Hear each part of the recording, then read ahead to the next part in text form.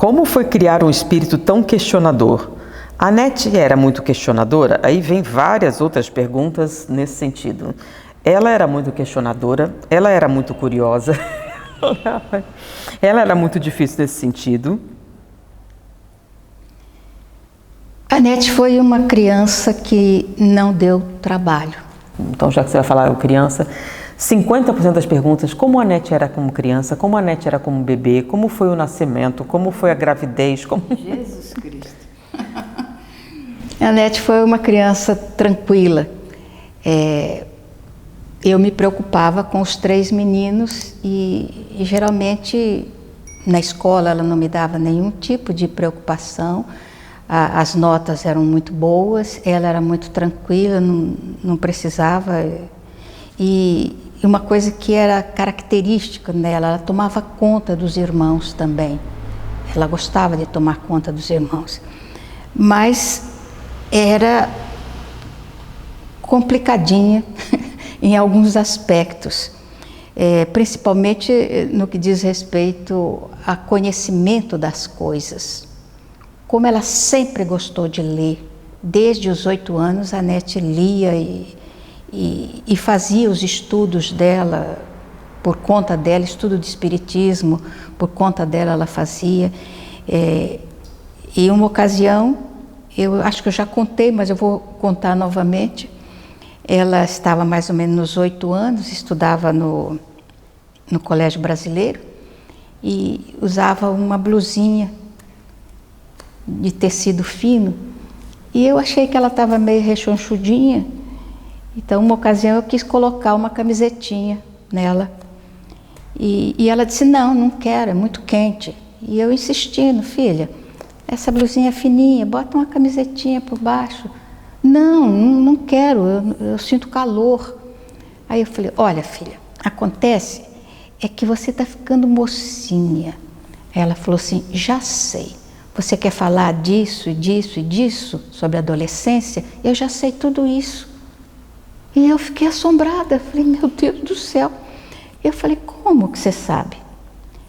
O meu pai compra a enciclopédia da mulher, você não lê, mas eu já li todas. Ok, eu realmente gostava daquela enciclopédia, muito boa. Se você não leu, deveria ter lido. Bom, vem outras perguntas. É muito difícil criar filhos dentro da doutrina espírita? A Nete era diferente? Ela era normal, não era normal? E tem uma pergunta interessante. Você tem alguma coisa a acrescentar? A Nete era muito difícil, muito fácil, muito complicada? Não era complicada, não. Era tranquila. Ela só começou a dar um pouco de trabalho, foi quando estava saindo da adolescência. Aí, alguns problemas que eu acredito estarem ligados também à mediunidade, as coisas que acontecem normalmente. Como foi criar filhos dentro da doutrina espírita? Quando saíram de casa, sua aceitação foi boa? A aceitação de quem? Dos filhos do espiritismo. Sim, foi normal. Como eu disse já anteriormente, eles nunca pensaram em outras religiões. Eles cresceram dentro do centro espírita, com os livros espíritas sempre ao alcance da mão, e tudo isso foi muito natural. Aliás, tem uma passagem sobre livros que é interessante. A Nete era pequenina, tinha 1 ano e 10 meses, e ela tinha uma prática que era natural na caminhada dela. Na minha casa sempre teve muitos livros, tanto eu gostava de ler, quanto o seu Guimarães também. E eu tinha os livros todos assim na estante, nunca ficaram escondidos, eu sempre deixei as coisas assim. E a Nete tinha o costume de ir se arrastando no chão e chegava na estante e começava a derrubar os livros, um por um. Ela ia pá, e naturalmente eu ralhava com ela.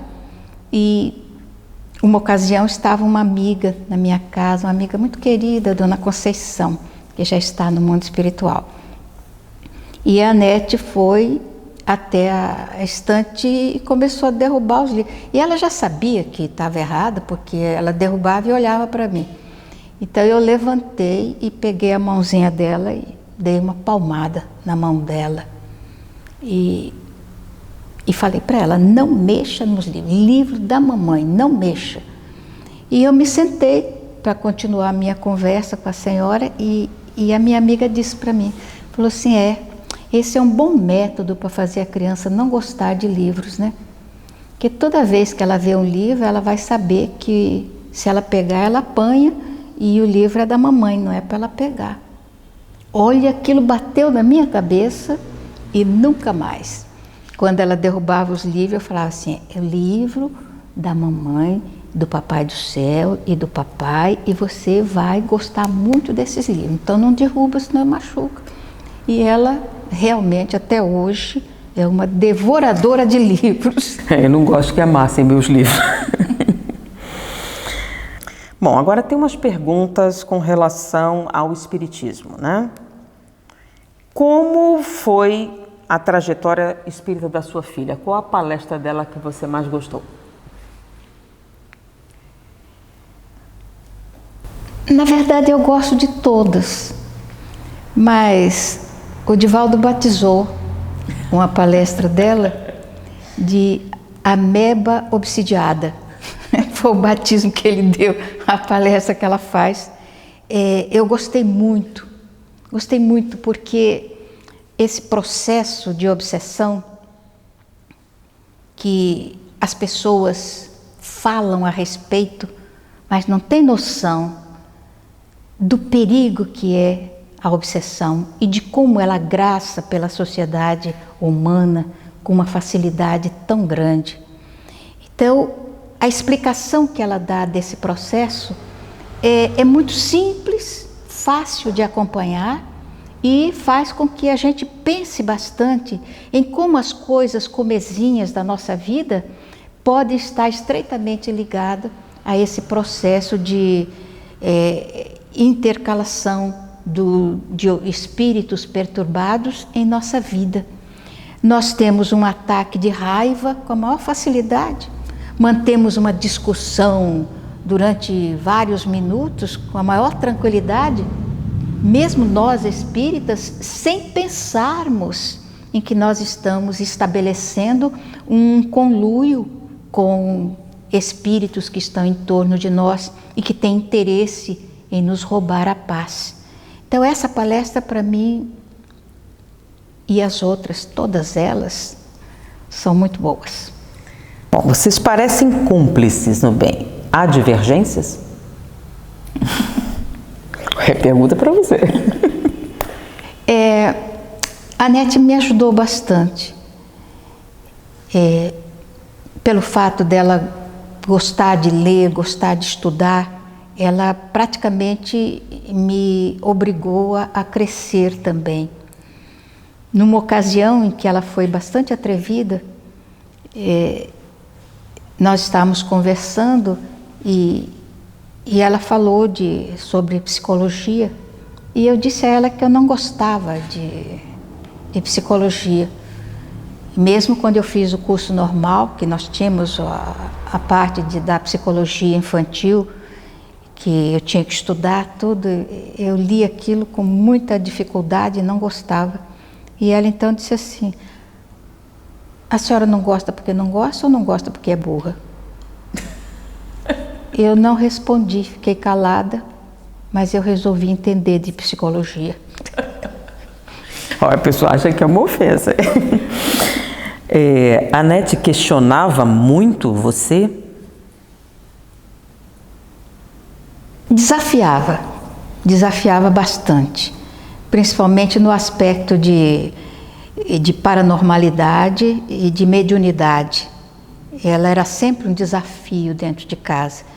E eu sempre fiquei muito pressionada, porque eu tenho um respeito pela mediunidade muito grande, um respeito mesmo, de tal maneira que eu acredito até que eu andei sabotando a mediunidade em mim, porque sempre vendo as pessoas lidarem com a mediunidade assim com uma desvalia muito grande,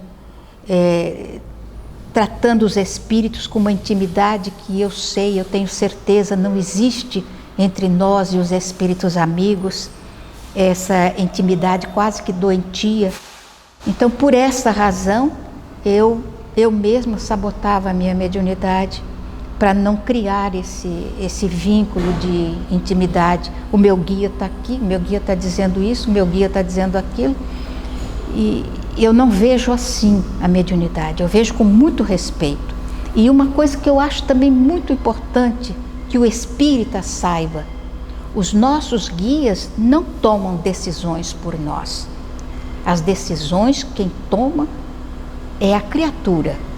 E naturalmente os guias, eles nos estimulam, eles podem até enviar algum pensamento, mas dizer para a gente que a gente deve pintar a parede de azul ou de cor-de-rosa, isso jamais. Então, a Nete de vez em quando me apertava. Bom, aí eu vou fazer um adendo, né? Que nossa primeira divergência era a diferença entre mediunidade e paranormalidade. Levou um bom tempo para a gente marcar a diferença entre uma coisa e outra. Inclusive, depois que a gente resolveu essa questão, na evangelização do centro, a gente começou, né? A gente tem até aqui presente, uma dos evangelizadores, Dona Paranormalidade e Dona Mediunidade se encontraram. Porque é muito comum a gente confundir a paranormalidade com a mediunidade, são coisas diferentes. Então, quando a gente pressionava, era com relação à atividade paranormal. Porque a gente tinha um pensamento que todo médium é paranormal, mas nem todo paranormal é médium. Bom, mas essa é outra história, tá? A gente está questionando a Ana Guimarães.